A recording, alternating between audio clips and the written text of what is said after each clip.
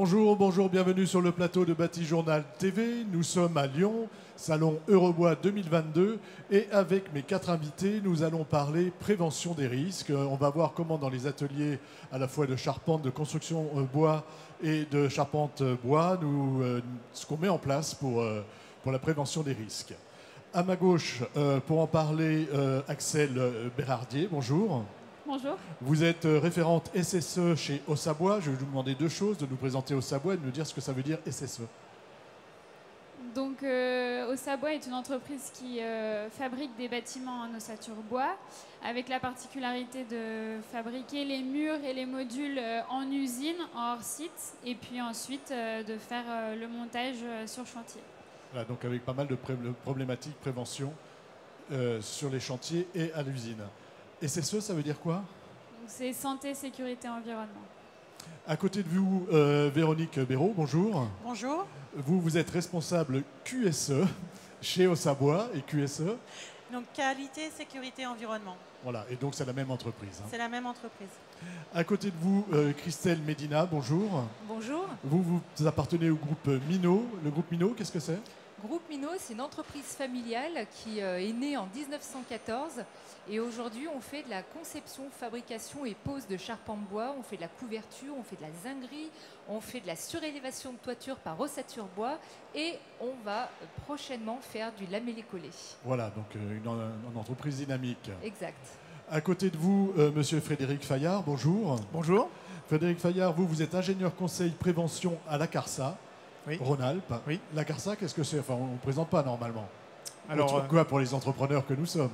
oui, donc la CARSAT agit pour 3 branches de la sécurité sociale. La branche retraite, avec les bilans de carrière et l'envoi des pensions de retraite. Pour la branche maladie, accompagnement des personnes fragilisées. Et la branche maladie, risque professionnel, dans lequel moi je suis, qui est en charge de l'assurance du risque accident du travail, maladie professionnelle, avec un service qui calcule les taux de cotisation pour les entreprises et un service prévention auquel j'appartiens, dont l'objectif est d'agir en prévention dans les entreprises sur des risques particuliers, dans des métiers particuliers, et également mobiliser les acteurs régionaux. C'est ce dont nous allons parler là, hein. C'est de la prévention dans des métiers particuliers et dans les métiers du bois notamment. Tout à fait. C'est quoi le problème dans les métiers du bois? Alors, dans les métiers du bois, il y a une sinistralité importante, notamment dans la construction bois. Pour vous donner une idée, il y a 2,5 fois plus d'accidents dans la construction bois que la moyenne nationale. Il y a 1,5 fois plus d'accidents dans la construction bois que la moyenne du BTP. Il y a un salarié sur 10 qui, chaque année, a un accident avec arrêt. Et cela entraîne en moyenne 63 jours d'arrêt de travail. Les causes d'accident, c'est principal, ce sont les manutentions manuelles, l'utilisation d'outillage portatif et les chutes de hauteur. Voilà, donc c'est quand même c'est important. La chute de hauteur, c'est pas un petit accident. Quand on, Ouais. c'est des accidents importants. Hein. C'est pas des choses bénignes. Tout à fait, ce sont des accidents qui peuvent être graves.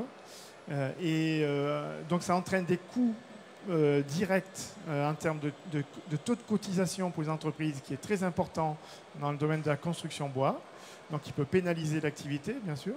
Et à ça, il faut rajouter les coûts, ce qu'on appelle indirects, qui sont entre 6 et 9 fois plus importants que les coûts directs, c'est-à-dire la désorganisation du travail dans l'entreprise, remplacer la personne qui est en arrêt de travail, former les nouveaux avec des risques de suraccident, des risques de retard dans les plannings, de défaut de qualité pour les clients, etc. Donc, voilà. Plus je fais de la prévention, plus j'essaie de régler ces problèmes en amont, moins normalement j'ai de soucis. Voilà, et on travaille pour une meilleure productivité en entreprise du coup. Là, on a avec nous deux entreprises importantes, on va dire, hein, de la construction bois. Est-ce que la prise de conscience est la même lorsqu'on a des entreprises comme Ossabois ou comme Charpente Minot, ou est-ce que chez les petites entreprises, on a moins cette prise de conscience? Alors, la prise de conscience, effectivement, elle peut être en fonction de la taille de l'entreprise, mais il y a des entreprises de petite taille dont le chef d'entreprise a conscience qui doivent progresser en prévention. Et un des points que nous on note, c'est que je crois que la profession est dans l'obligation de le faire si elle veut être attractive pour employer des jeunes. Et dans les métiers de la charpente, de la menuiserie, on a du mal à recruter. Voilà, donc c'est important aussi de faire attention à ce qu'on fait, hein, tout simplement. Voilà. Je me tourne vers les entreprises. C'est quoi chez vous là, il y a eu une prise de conscience, j'imagine, depuis longtemps, mais comment on gère un petit peu ça, sans rentrer dans le détail de ce que vous mettez en place, on le verra un petit peu plus tard, mais comment on en parle d'une manière générale? Qui veut commencer? Je pense qu'il faut communiquer, il faut sensibiliser les opérateurs. Il y a une prise de conscience qui se fait dans la progressivité, dans l'accompagnement, dans la pédagogie, dans la bienveillance. Et je pense que c'est comme ça qu'on arrive petit à petit à réduire les risques, à faire prendre conscience aux anciens qui vous disent « mais moi j'ai toujours travaillé comme ça, il n'y a pas de raison que ça change ». Ben si, à un moment donné, on se rend compte qu'il y a des risques. Il y a des résistances parfois. Il y a quelquefois des résistances, mais je pense que quand on amène ça dans la pédagogie et dans la bienveillance, les travailleurs sont intelligents et comprennent. Aujourd'hui, on a quand même des équipements qui sont bien plus ergonomiques et qui permettent de moins subir l'EPI, hein, l'équipement de protection individuelle, ou l'EPC, l'équipement de protection collective. Du côté d'Ossabois? Du côté d'Ossabois, c'est exactement la même vision, c'est-à-dire qu'on a mis en place aussi, du fait de nos 3 sites industriels qui sont répartis sur le 42 et sur le 88, on a mis en place au sein de nos usines, on a mis en place au sein de nos usines des ambassadeurs, soit qualité, soit sécurité, soit environnement, ce qui nous permet d'avoir des relais avec nous, et ce sont souvent des opérateurs ou des chefs de secteur qui nous représentent sur le terrain. Et qui permettent de relier justement des informations en sécurité ou en environnement. Et ça, c'est très très important pour nous. On a un contrat de prévention, mais ça c'est Axel qui va pouvoir en parler avec la CARSAT, sur lequel on associe aussi des opérateurs. Voilà. Moi, il m'arrive d'aller visiter des chantiers. Des fois, on me briefe, on va dire, hein, au point de vue de la sécurité. Des fois, on ne me briefe pas du tout. Est-ce que vous mettez en place des quarts d'heure sécurité, des choses comme ça, au démarrage de la journée ? Alors sur nos chantiers, on a un fonctionnement un peu différent, mais effectivement, il y a des quarts d'heure sécurité qui peuvent être mis en place par les conducteurs de travaux ou les chefs de chantier. Sur nos usines, on fonctionne effectivement avec des quarts d'heure sécurité qui sont animés, alors soit un quart d'heure sécurité, soit des quarts d'heure environnement, et qui sont animés essentiellement par l'équipe QSE. Notre souhait derrière, c'est de développer les compétences de nos ambassadeurs pour que derrière, cette culture en fait soit vraiment prise en charge par les différents managers de proximité ou des opérateurs qui ont une sensibilité. Alors, je reviens vers vous, Monsieur Fayard. On va prendre un petit peu, on va faire un état des lieux, et puis on va prendre un petit peu les différentes activités de la construction bois ou de la menuiserie, ou avec les différents risques là où ils sont, et comment on peut éventuellement faire pour les diminuer. Si on parle de captage, si on parle de l'atelier. Oui, alors effectivement, ce que j'ai omis de dire tout à l'heure, enfin, ou que je n'avais pas encore dit, c'est qu'on a un programme régional, construction bois, qui a permis d'aller accompagner 50 entreprises dans cette activité. Je suis allé un peu trop vite. Depuis 2019, là, pendant 4 ans, on a ce programme qui est en place et qui permet aussi, dans lequel aussi on essaie de rechercher des actions transversales, des partenariats, comme on a pu en tisser d'ailleurs avec Fibois Aura. Donc, dans le cadre de ce programme, nous sommes allés sur le terrain. Ces 2 entreprises ont fait partie du programme. Alors, effectivement, Minot et Ossabois font partie du programme. Hein. C'est des entreprises qui ont globalement entre 10 et 50 salariés, mais ça peut dépasser pour certaines. Il faut savoir que quand même dans l'activité de la construction bois ou même de la filière bois, la moyenne des entreprises est assez faible. C'est autour de 5 salariés en moyenne, quoi. Et donc, par rapport à votre question et au retour d'expérience, si on fait un zoom sur les différentes activités, on voit que dans les ateliers, ça a bien progressé. On constate qu'il y a des installations d'aspiration des poussières de bois. Dans les ateliers, Risque principal, c'est la poussière de bois. Alors, c'est on va un y des revenir. risques. Hein, C'est un des risques liés qui peut entraîner une maladie professionnelle grave, voire un cancer. Et donc, il est important d'aspirer les poussières de bois. Et on constate que généralement, les réseaux d'aspiration sont présents. Malgré tout, il est nécessaire d'assurer une maintenance et un contrôle de ces installations pour vérifier qu'elles sont efficaces. Et également, ce qu'on constate, c'est qu'il y a beaucoup d'installations qui ne sont pas aux normes ATEX, c'est-à-dire vis-à-vis du risque incendie-explosion. Or, les poussières de bois, dans un environnement confiné, peuvent entraîner une explosion. Donc ça, c'est important à souligner. Donc ça, c'est pour la partie poussière de bois. Mais il y a d'autres risques importants dans les ateliers.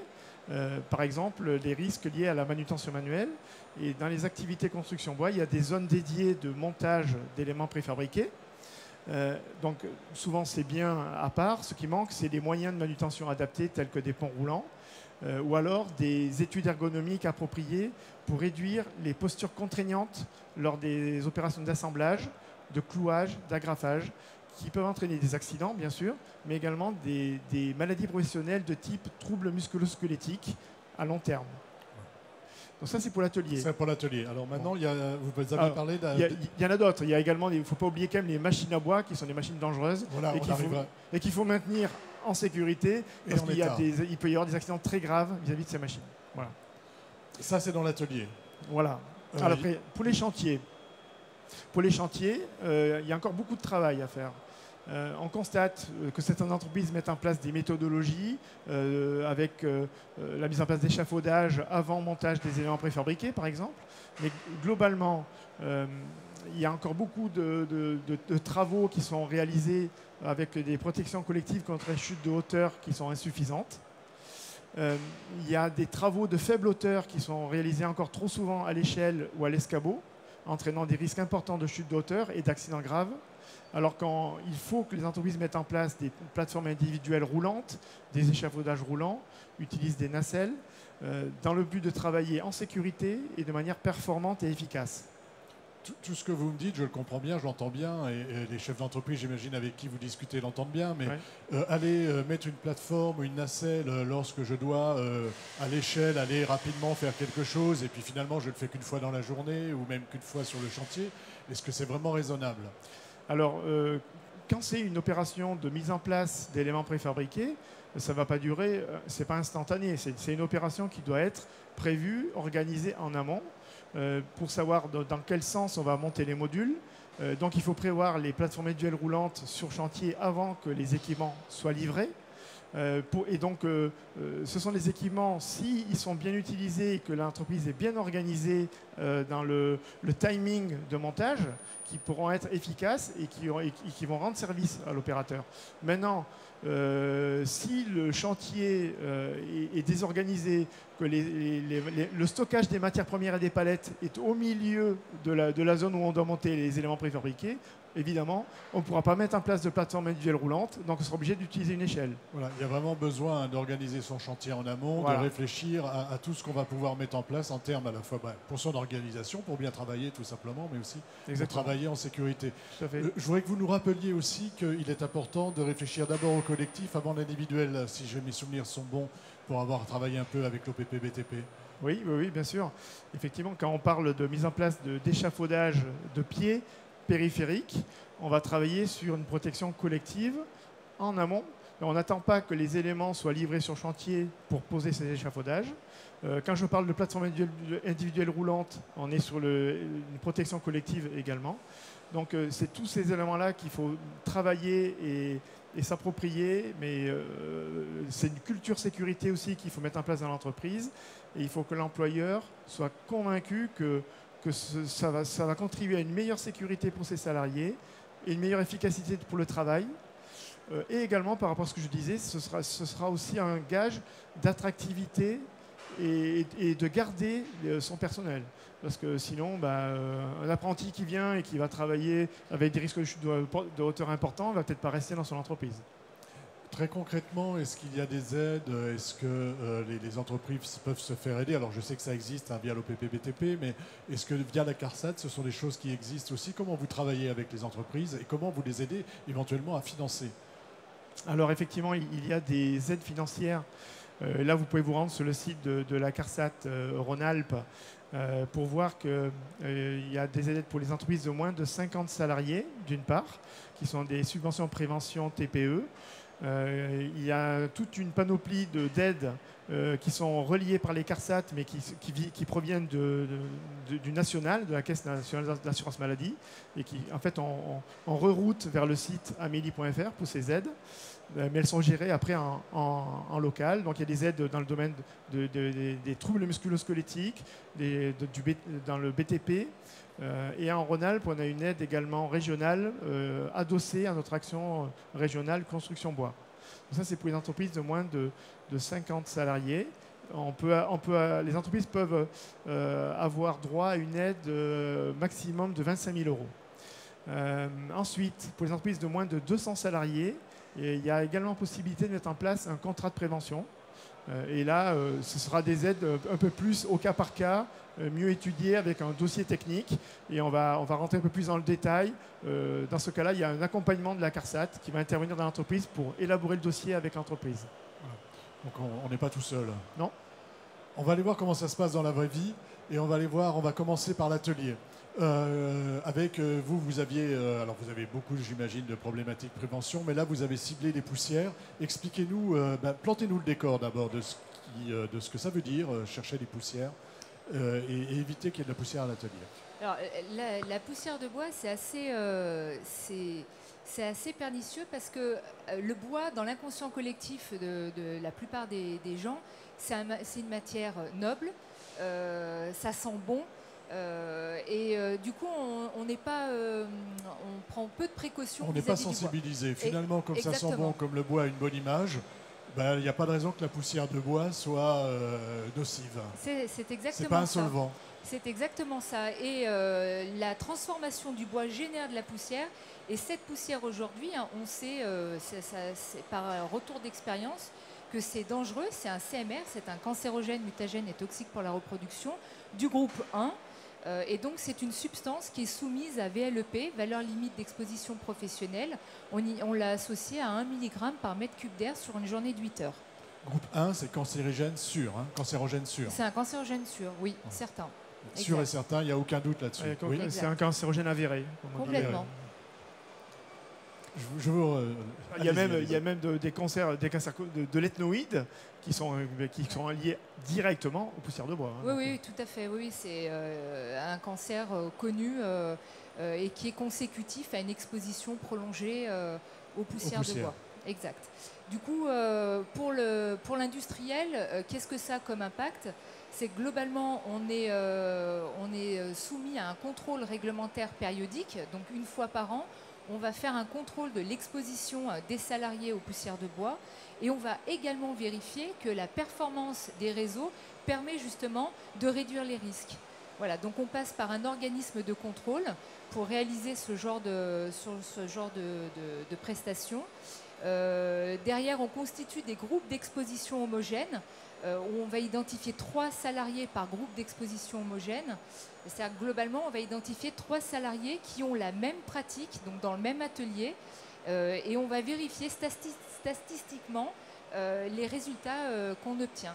L'objectif, c'est d'être en dessous de cette valeur limite d'exposition professionnelle. Et si ce n'est pas le cas, on va mettre en place un plan d'action pour réduire les risques. Et pour atteindre cette valeur limite, enfin pour être en dessous de cette valeur limite, est-ce que c'est facile ? Non, c'est pas évident parce que cette valeur, historiquement, elle était à 5 mg. On l'a descendue à 1 mg. Aujourd'hui, la poussière de bois qu'on vient qualifier, ce qu'on identifie comme poussière, c'est une poussière qui fait 100 microns. On est vraiment sur de la fine particule. Dès qu'on usine, dès qu'on ponce, on est vraiment associé à de la poussière.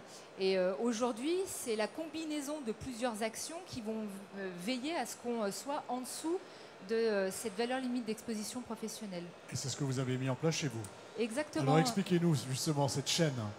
Voilà, nous, fort de ces constats-là, on avait en place un système d'aspiration qui avait vécu. On s'est interrogé sur comment faire en sorte que le système soit plus performant. Surtout que ce système, il avait été agrandi avec le développement de l'entreprise. Et on est parti, on a vraiment fait table rase de l'existant pour repartir sur un dépoussiéreur de type cyclofiltre. Excusez-moi, avant de parler de votre dépoussiéreur, est-ce que vous étiez aux valeurs en dessous ou au-dessus des valeurs limites avec votre ancien matériel? Avec l'ancien matériel, on n'était pas loin des performances, mais on avait quelques résultats qui étaient limites. Voilà. Et c'est vrai que limite sans la protection individuelle. Or, en fait, l'objectif aujourd'hui, voilà, c'est... On est toujours dans le cadre de la protection collective. Voilà, l'objectif, en effet, hein, comme vous l'indiquiez, c'est de privilégier la protection collective et en seconde intention la protection individuelle. Donc, on a travaillé sur la protection individuelle parce que l'objectif était aussi de mettre à disposition des salariés des équipements qui soient, qui les protègent. Et qui soit compatible avec le travail. Hein, c'est aussi une vraie problématique dans notre milieu, c'est trouver un équipement que l'opérateur va pouvoir garder sur un travail prolongé. Et donc, sur la protection collective, en effet, comme je le disais, hein, on a travaillé autour d'un dépoussiéreur. Donc, on a vraiment fait table rase du système d'aspiration qu'on avait en place. On a investi dans un dépoussiéreur donc de type cyclofiltre avec des manches filtrantes. Et aujourd'hui, toute l'installation, hein, vous évoquiez, Monsieur Fayard, la notion de la réglementation ATEX. Toute l'installation est en plus ATEX, puisque c'est vrai que réduire un risque, mais en créer un nouveau, c'est pas l'objectif. Oui, oui. Hein, donc on fait une évaluation globale de la situation, et donc on a en effet investi dans un nouveau système d'aspiration, et on a veillé également à ce qu'il soit aux normes. De toute manière, aujourd'hui, les entreprises qui portent conseil hein, et qui vont deviser des installations qui tendent à améliorer les performances ont ce devoir d'installer des équipements qui sont conformes à la réglementation voilà, ATEX. C'est-à-dire que les entreprises auxquelles vous vous adressez pour travailler, exact. Forcément, elles ont du matériel à la hauteur. Sinon, exactement. Enfin, on espère en tout cas. Exactement. Combien ça coûte? Cher. Après, ça va dépendre de l'installation, mais en grosse moyenne, ça peut partir de 50 000 à 300 000 euros. Ça va vraiment dépendre du type d'installation, de la surface à aspirer, du nombre de machines à aspirer, des réseaux qui sont à reprendre, hein, parce que si vous remarquez, je vous parlais d'une installation qu'on a supprimée au profit d'une nouvelle installation. Donc on avait déjà un réseau existant et il a fallu également se poser la question de savoir si le réseau était performant pour une nouvelle installation. Voilà, donc il a fallu revoir aussi le réseau. Exact. On l'a adapté pour faire en sorte que les deux combinés deviennent performants. Le retour d'expérience de vos salariés aujourd'hui par rapport à cette nouvelle... Déjà, ça fait combien de temps qu'elle a été installée? On l'a installée en 2020. 2020, donc 2 ans. En 2 ans, le retour d'expérience, c'est quoi? Il est très positif. On s'aperçoit qu'au niveau de l'aération et de l'assainissement des locaux de travail, on a des performances qui sont complètement conformes aux préconisations de l'INRS. Et au niveau de l'exposition individuelle, sur l'ensemble des GEH qu'on a, groupe d'exposition homogène, donc sur l'ensemble de ces GEH, on n'a pas une seule valeur qui est au-dessus de la VLEP. Alors on va rester à l'atelier avec vous. Merci. Je vous en prie. On ne va pas parler de poussière. J'imagine que vous avez fait tout ce qu'il fallait pour les poussières. Et là, on va parler en fait de construction. Expliquez-nous un peu quelles étaient à vous vos problématiques et quelles sont les actions de prévention que vous avez mis en place dans les ateliers de construction. Alors du coup, une des problématiques qu'on peut avoir, effectivement, c'est toutes les opérations de levage, vu notre produit qui sont en fait en usine des murs et des modules, donc des pièces entières, comme par exemple une chambre d'hôtel ou une chambre d'internat. Donc de ce fait-là, on a ces pièces à manipuler et vu les dimensions et les poids, la gravité de ce risque-là est forcément importante puisque voilà, les poids sont importants. Les poids sont importants. En fait, il faut que les personnes ne soulèvent... Il n'y a rien à soulever. Là, quoi. en gros. Oui, de toute façon, rien ne peut se faire vraiment à la main. Quand il faut manipuler ces pièces-là, il faut qu'on soit équipé de matériel. L'avantage qu'on peut avoir chez Haussabois, c'est que justement la construction des murs et des modules se fait en usine, donc dans des conditions qui sont, disons, stables, c'est-à-dire un environnement qui est maîtrisé. Ça, c'est l'avantage de la construction bois sur la construction sur la maçonnerie blanchée. Hein. Exactement. Exactement. Donc de ce fait-là, on a pu déjà installer tout un tas d'équipements qui nous permettent cette manutention-là, comme des ponts, des tables qui permettent de relever les murs, ce type d'équipement-là. Avec, effectivement, il y a tout un tas de formations obligatoires, mais aussi un accompagnement quand on reçoit de nouveaux salariés en interne pour se former à nos propres équipements et préciser un petit peu cette formation-là. Et en amont même déjà de toute cette fabrication en usine, nos plans sont faits de manière à prévoir déjà dans la fabrication de nos murs les sangles de levage et tout ce type de matériel qui nous permet d'utiliser les équipements. Voilà, ça fait partie de la conception des éléments et vous travaillez en 2D et en 3D. Hein. Exactement. Est-ce que les problématiques sont les mêmes lorsqu'on est en 2D ou en 3D ? On manipule pas exactement la même chose. Par contre, le risque est assez similaire du fait que de toute façon, on manipule des pièces de plusieurs tonnes. Après, il y a des questions de volume aussi. Mais dans les types d'équipements, pour les murs, on va utiliser par exemple les ponts et des tables, alors que pour les modules, on va plutôt les déplacer en utilisant des rouleurs qu'on va placer sous les modules et qu'on va déplacer au chariot pour tirer les modules, quoi. Voilà, l'objectif, c'est vraiment qu'on soit qu'il y ait le moins de manutention physique possible. Exactement. Ça, c'est quelque chose qui a été mis en place. Enfin, j'imagine qu'Haussabois, c'est quand même une entreprise qui a pignon sur rue depuis longtemps. Mais c'est des choses que vous avez améliorées au fil du temps. Et dans le cadre de ce que vous avez fait avec la CARSAT, est-ce que vous avez encore amélioré les choses? Et si oui, comment? Donc, pour le contrat de prévention justement qu'on a initié avec la CARSAT sur notre site de Noir-Étable, on travaille sur les manutentions manuelles justement, pas forcément sur les opérations de levage, mais plutôt sur ce qui reste à faire à la main justement. Toutes les opérations d'agrafage, de clouage, on essaye de trouver de nouvelles solutions pour éviter le port des équipements, les postures néfastes et aussi les à-coups qu'il peut y avoir avec ces équipements-là. Voilà, pour avoir essayé des cloueuses de temps en temps, ça va fort. Hein. Oui, exactement. Voilà. Autre chose à ajouter sur l'atelier et sur ces actions de prévention? Alors on va partir sur le chantier. 2D, 3D, des problématiques différentes. Alors des problématiques différentes du fait des éléments dont évoquait Axel, mais en revanche par rapport à ce que vous disiez au préalable, c'est qu'effectivement pour assurer une prévention sur nos chantiers, il faut absolument se préparer au préalable.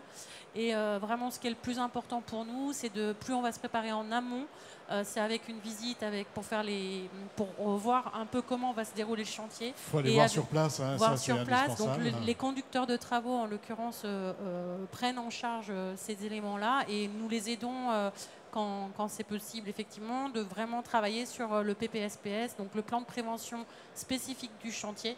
Ça, c'est vraiment une pièce très importante pour assurer la sécurité sur nos chantiers.